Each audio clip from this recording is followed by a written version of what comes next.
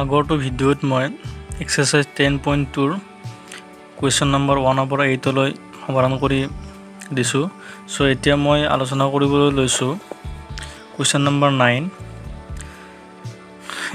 Page number 234। এটা দিয়া আছে চিত্ৰ 10.13 ও কেন্দ্ৰযুক্ত বৃত্তৰ xy আৰু x' y' দুডাল সমান্তৰাল স্পৰ্শক আৰু স্পৰ্শবিন্দু চিত আনডাল স্পৰ্শক AB xy 8 আৰু x' বিত কাটে। প্ৰমাণ কৰা যে এংগল AOB = 90 ডিগ্ৰী। এতিয়া মই চিত্ৰটো আঁকি লৈছোঁ। চিত্ৰত আমাক দিছে কি এক্সাৰসাইজ 10.2 ক্লাছ 10 কুৱেশ্যন নম্বৰ 9। বৃত্তটো মই আঁকি লৈছোঁ। তো বৃত্তটোৰ কেন্দ্ৰ O, ইয়াতে দুডাল সমান্তৰাল স্পৰ্শক XY আৰু x' y' আছে। ইয়াতে XY স্পৰ্শকডালে বৃত্ত অকেন্দ্ৰীয় বৃত্তক P বিন্দুত কাটিছে আৰু x' y' স্পৰ্শকডালে Q বিন্দুত কাটিছে। ইয়াৰ কেন্দ্ৰ O, তে PQ এডাল ব্যাস হয়। তে XY এটা বিন্দু A, এৰ পৰাই দুডাল স্পৰ্শ হ'ল AP আৰু AP আৰু AC। আৰু বিন্দুটো মই ইমান ধৰি ল'লোঁ AC দিয়া আছে। আৰু এটা বিন্দু B, বিৰ পৰা BC আৰু BQ দুডাল স্পৰ্শক। আমি প্ৰমাণ কৰিব লাগে যে এংগল AOB 90 ডিগ্ৰী। তে দিয়া আছে আমাক দিয়া আছে অকেন্দ্ৰীয় বৃত্তৰ XY আৰু x' y' দুডাল সমান্তৰাল স্পৰ্শক আৰু ইহঁতে ক্ৰমে P আৰু Q বিন্দুত বৃত্তটোক ছেদ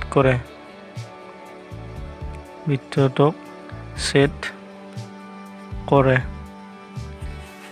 এই বিন্দুৰ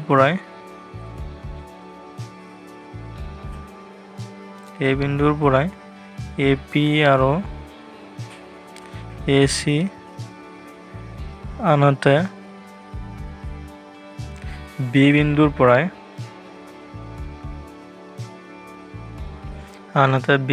পৰাই BC আৰু BQ দুডাল স্পৰ্শক। আমি প্ৰমাণ কৰিব লাগে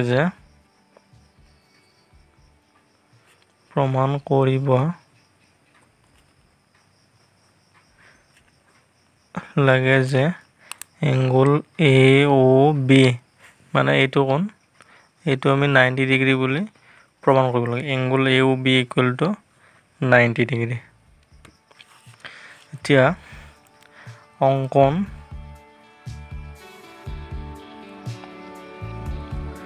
O আৰু C বিন্দু সংযোগ কৰা হ'ল। O আৰু C বিন্দু সংযোগ কৰি দিওঁ। O আৰু C বিন্দু সংযোগ কৰা হ'ল। এতিয়া যদি মই ত্ৰিভুজ OPA আৰু OCA লওঁ, তেতিয়া ত্ৰিভুজ OPA আৰু ত্ৰিভুজ OCA OA = OA পাম।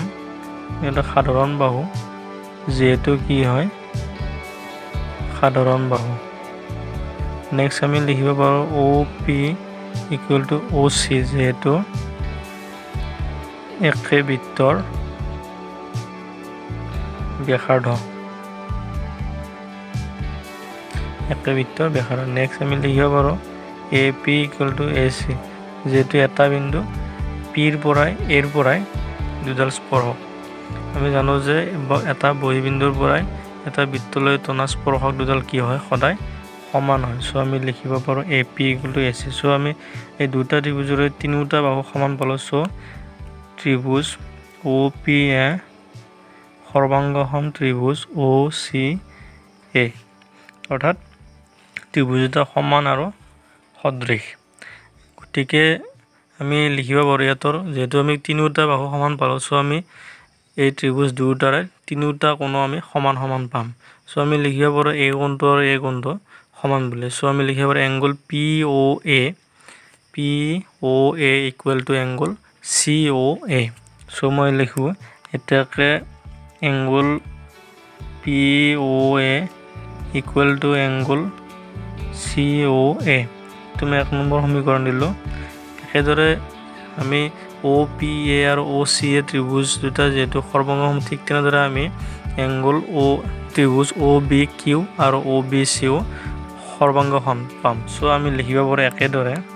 আৰু যদি সৰ্বাংগসম পাওঁ তেতিয়া আমি এই কোণটো আৰু এই কোণটো আমি সমান পাম সো মই একেদৰে angle BOQ equal to angle লিখিব পাৰোঁ BOC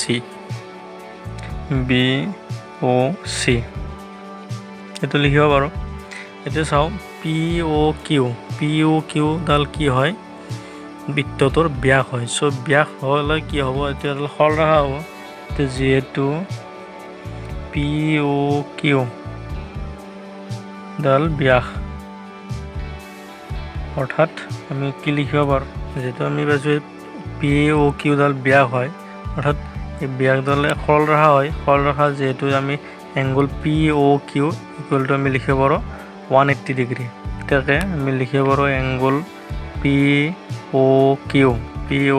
ইকুৱেল টু কি পাওঁ লিখিব পাৰোঁ 180 ডিগ্ৰী লিখিব পাৰোঁ এতিয়া এংগল POQ কেইটা কোণ আছে 1 2 3 4 চাৰিটা কোণ আছে সো আমি এনেকৈ লিখিব পাৰোঁ angle POA plus angle AOC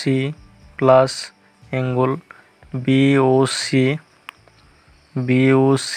plus angle BOQ equal to 180 degree এতিয়া এংগল POA ঠাইত আমি লিখিব পাৰোঁ AOC সো এক নম্বৰ কুৱেশ্যনত পাইছোঁ POA equal to angle COA so মই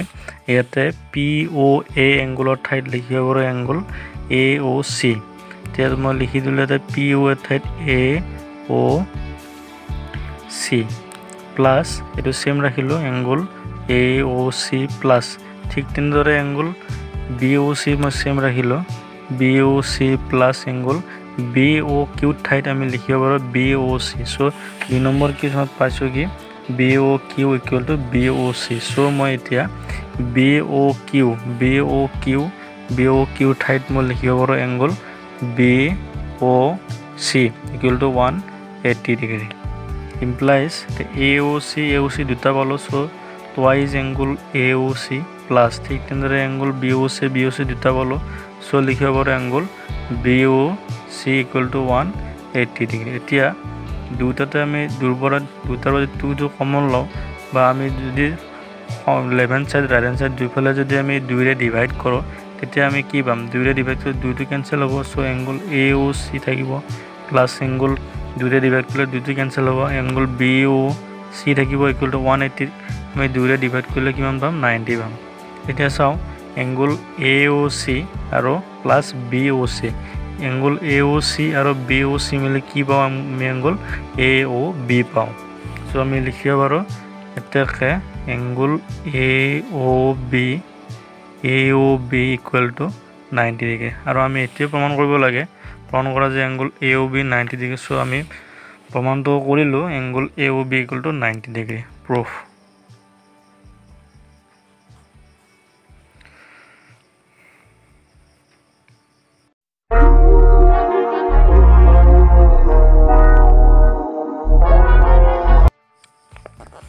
নেক্সট 10 নম্বৰ কুৱেশ্যনটো আমাক দিয়া আছে প্ৰমাণ কৰা যে বৃত্তৰ এটা বহিবিন্দুৰ পৰা টনা স্পৰ্শক দুডালৰ মাজৰ কোণটো স্পৰ্শবিন্দু দুটা সংযোগী ৰেখাখণ্ডৰ দ্বাৰা কেন্দ্ৰত সন্মুখকৈ উৎপন্ন কৰা কোণটোৰ সম্পূৰক। এতিয়া মই চিত্ৰটো আঁকি লৈছোঁ। চিত্ৰটো হ'ব এনেকুৱা 10 নম্বৰ সলিউশন। এটা বৃত্ত तर বৃত্তটোৰ বাহিৰত এটা বিন্দু P তে P বিন্দুৰ পৰা দুডাল স্পৰ্শক PA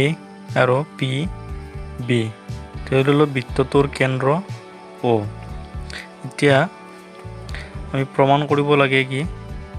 এংগল APB আৰু AOB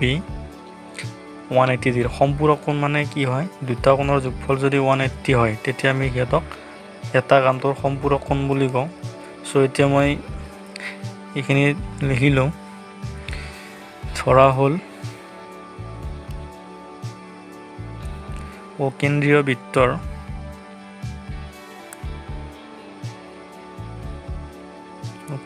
বৃত্তৰ এটা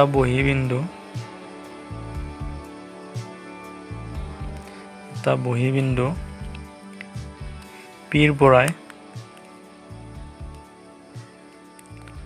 দুডাল স্পৰ্শক PA আৰু PB প্ৰমাণ কৰিব লাগে যে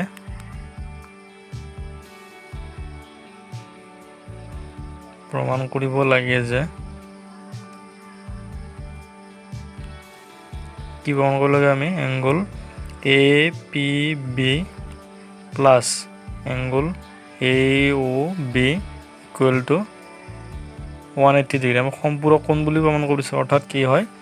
180 ডিগ্ৰী আমাক কৈছে ইয়াতে বিন্দুৰ পৰা এটা বহিবিন্দুৰ পৰা টনা স্পৰ্শ দুডালৰ মাজৰ কোণটো স্পৰ্শবিন্দু দুটা সংযোগী ৰেখাখণ্ডৰ দ্বাৰা কেন্দ্ৰত সন্মুখকৈ উৎপন্ন কৰা কোণটো মানে কি কোণটো এই কোণটো সন্মুখকৈ উৎপন্ন কৰা কোণটো দুটা কি হয় সম্পূৰক বুলি প্ৰমাণ কৰোঁ অৰ্থাৎ কি প্ৰমাণ কৰিব লাগে আমি angle APB plus angle AOB equal to 180 বুলি আমি প্ৰমাণ কৰিব লাগে। সো এতিয়া মই স্পৰ্শকৰ ধৰ্মতে আমি কি পাইছোঁ স্পৰ্শবিলাক কি হয় বৃত্তৰ ব্যাসাৰ্ধত লম্ব হয়। এতিয়া ইয়াতে এংগল OA আৰু OB দুডাল কি হয় বৃত্তটো অকেন্দ্ৰীয় বৃত্তটো ব্যাসাৰ্ধ হয়। সো আমি স্পৰ্শকৰ ধৰ্মৰ আমি কি পাম স্পৰ্শকৰ ধৰ্মমতে আমি কি লিখিব পাৰোঁ OA পাৰপেণ্ডিকুলাৰ AP আৰু কি লিখিব পাৰোঁ OB পাৰপেণ্ডিকুলাৰ PB যদি OB আৰু OA দুডাল PP বা PB আৰু PA ওপৰত যদি লম্ব হয় তেতিয়া মানে কি হ'ব এই দুটা এংগল 90 ডিগ্ৰী পাম। সো আমি লিখিব পাৰোঁ angle PAO plus angle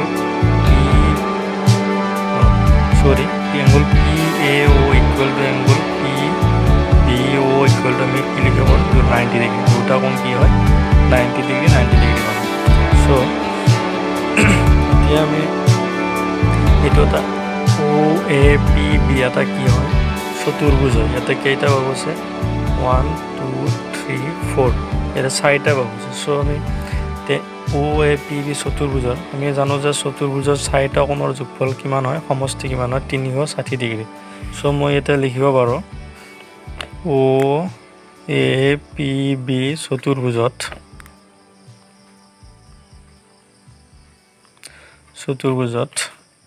angle PAO means এইটো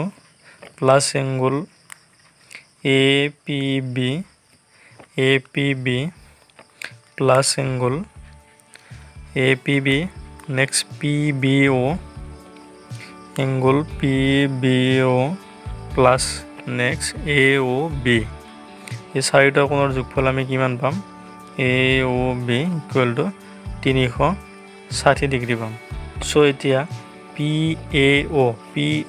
আমি 90 ডিগ্ৰী পাইছোঁ সো PAO ঠাইত মই লিখিব পাৰোঁ 90 ডিগ্ৰী প্লাছ এংগুল APB এইটো থাকিলে APB প্লাছ এংগুল PBO আমি কিমান পাইছোঁ 90 ডিগ্ৰী পাইছোঁ সো PBO ঠাইত লিখিব পাৰোঁ 90 ডিগ্ৰী প্লাছ এংগুল AOB এইটো পোৱা নাই থাকিলে AOB equal to 360 degree 360 degree next আমি এতিয়া লিখিব পাৰোঁ এই দুটা মই সমান চিহ্ন লেফ্ট হেণ্ড সাইডে ৰাখোঁ angle APB plus angle AOB equal to 360 minus 90 plus 90 180 হ'ব 180 সমান চিহ্ন লেফ্ট সাইডৰ পৰা ৰাইট হেণ্ড সাইডলৈ আনিলে আমি কিমান পাম মাইনাছ 180 ডিগ্ৰী এতিয়াকে angle APB plus angle AOB equal to 360 পৰা 180 মাইনাছ কৰিলে কিমান পাম 180 ডিগ্ৰী আমি এইটোৱে প্ৰমাণ কৰিব লাগে angle APB plus AOB 180 so এইটো angle APB plus AOB equal to 180 degree পালোঁ সো প্ৰমাণিত হ'ল প্ৰুফ অৰ্থাৎ তোমালোকে এনেকৈ লিখিব পাৰা কুৱেশ্যনটো কি আছে ইয়াতে অৰ্থাৎ বৃত্তৰ এটা বহিবিন্দুৰ পৰা টনা স্পৰ্শক দুডালৰ মাজৰ কোণটো স্পৰ্শবিন্দু দুটা সংযোগী ৰেখাখণ্ডৰ দ্বাৰা কেন্দ্ৰত সন্মুখকৈ উৎপন্ন কৰা কোণটোৰ সম্পূৰক অৰ্থাৎ সেই দুটা কোণৰ যোগফল কিমান হয় 180 ডিগ্ৰী হয়